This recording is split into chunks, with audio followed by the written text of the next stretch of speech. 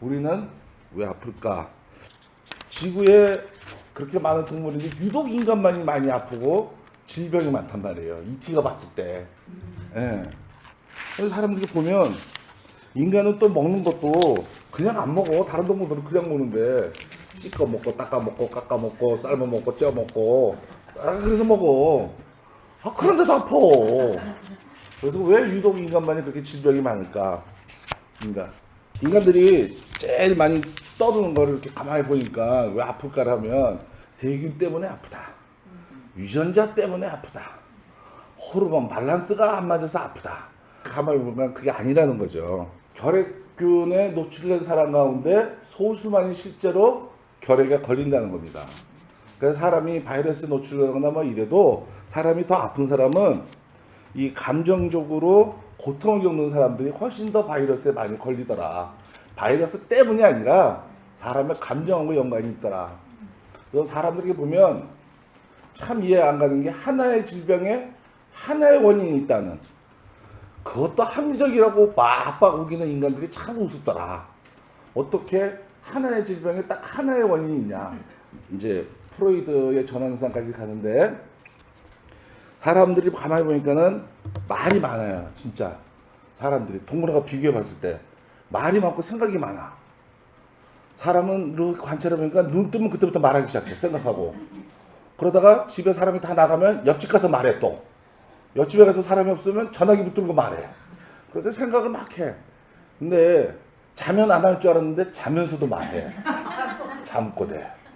그래서 사람이 아픈 거는 말과 생각이 아니겠느냐. 그래서 사람이 불안한 마음하고 어떠한 생각하고 잘못된 생각 탁 결합이 되면 이게 갑자기 순식간에 다른 생각으로 확 번진답니다. 그거를 이제 프로이드는 전환 증상이라고 했는데 이렇게 전환 증상으로 돼서 하면은 내 의식 속에서 이 불안한 생각으로 가니까 무의식 속에 억압을 하든지 아니면 의식 밖으로 내치든지. 그런데 이것이 나하고 상관없이 되는 게 아니라 나중에 이제 그게 나올 때는 신체 증상으로 나온다고 합니다. 그래서 우리 정신 분석가들은 그런 신체 증상으로 나오는 이 아픔, 질병을 암호화 같다고 해서 이 암호 같은 해독을 하는 역할이라 할 수 있겠습니다. 그다음에 사람들이 이렇게 아픈 걸 보니까 동일시를 많이 하더라. 동일시를 많이 합니다. 이제 동일시 대상관계 이론으로 보면 아이가 태어나서 부모를 보면서 따라하면서 그러면서 웃을 때 웃어주고 슬퍼하면 슬퍼하고 말하는 거 따라하면서 그러면서 동일시가 된다 하죠. 그러면서 자기의 정체성이 확립이 된다라고 학문에서는 이야기를 하고 있습니다. 그런데 이 동일시가 이 내부bin계하고 자율신경계하고 연결이 되어 있답니다. 그래서 어떤 남자와 여자가 지극히 사랑을 막 조용한데 두 사람이 헤어지거나 이별을 하게 되면 내분비계가 변하고 면역력이 약해진답니다. 그래서 또 이 동일시 아까도 이제 또 누구들 말씀하셨는데 엄마가 아팠을 나이 때 됐을 때 그 딸이 아프거나 또 이별한 아버지가 돌아가신 달이 되면 내가 유난히 상태가 안 좋다든지 그래서 이런 이 동일시가 동일시로 인해서 사람들이 아픈 경우가 많더라 합니다. 자 그러면 이렇게 아픈 사람들이 어떻게 하면 이제 안 아프겠느냐, 어떻게 하면 안 아프냐를 얘기를 하겠습니다. 글쓰기 하는데 이 체험에 대해서 잘 말해야 되고 대화의 소재로 삼지 않는다면 체험을 쉽게 처리할 수 없을 것이다 합니다. 이런 체험에 대해 꼭 말을 하고 대화의 소재로 삼으면 좋겠다 싶습니다. 그 다음에 이제 감정입니다. 아까도 감정 많이들 말씀해 주셨는데 감정 표현 능력은 솔직함의 문제가 아니라 이 책에서는 경험을 처리하는 기제의 문제이다. 또 감정은 복잡하기 때문에 그것이 어떻게 생기는지 알려면 세심하게 연구해야 한다라고 합니다.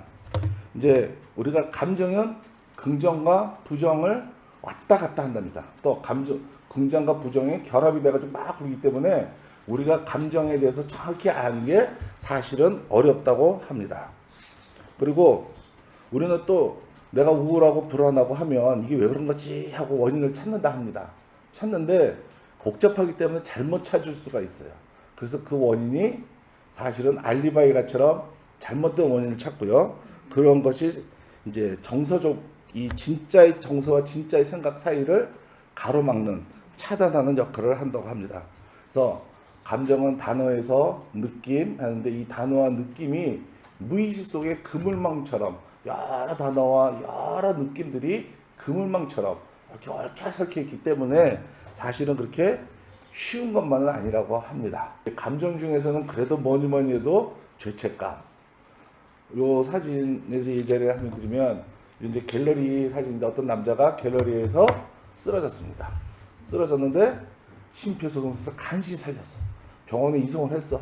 원인도 몰라. 근데 뒤지게 아파. 그냥 살다 죽을 때가 막 그냥 이것저것 이 치료 저 치료 막 해. 그래서 이제 환자가 이제 내가 살아야겠다 하고 막 자기가 자연치료법인지 뭔지 막 알아봐. 그러다가 찾은 게 침이야. 그래서 침을 맞았어. 깨끗이 나왔어. 그래서 이 사람은 그 다음부터 침이 만병통치약이다 하고 선전하면서 막 다녀. 그래서 주위 사람들이 가만히 보니까 침이 만병통치할 일이 없거든. 침에다 약을 바른 것도 아닌데.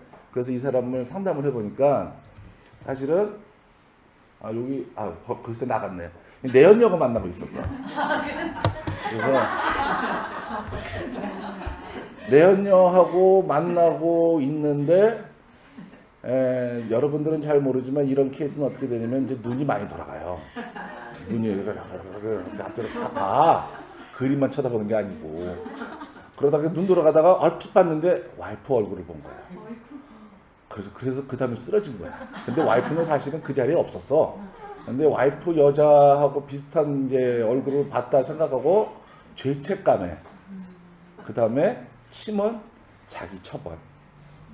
그래서 인해서 이 사람이 나온 건데 정신분석가 봤을 때는 죄책감이 자기 처벌로 인해서 나왔구나 라고 보는데 본인은 침이 왕따야. 그래서 지금도 침 맞으면 좋다고 선전을 열변을 하고 다닌다고 합니다. 그 다음에 상징화입니다. 상징화는 이별 또 우리가 상실 했을 때 나에게 있어서 이 이별은 뭐지? 또 상실, 이 상실은 뭐지? 하고 생각을 해봐야 됩니다. 지금 오는 이 고통은 어떤 고통이지? 이별은 뭐지? 이별은 헤어지는 거. 헤어지면 또 만나는 건가? 또 만난다면 언제 만나는 거지? 만난다는 게 확실하면 그렇게 울고보고 할 필요는 없을 수도 있겠네? 그래서 이별에 대한 의미, 상실에 대한 의미, 그래서 상징화를 해야 된다고 합니다. 하나님께서도 뭔가 역사적으로 일어나면 꼭 돌을 세워라, 돌로 나눠서 기념하라 하셨어요. 그래서 저는 그게 상징화가 아닌가 싶습니다.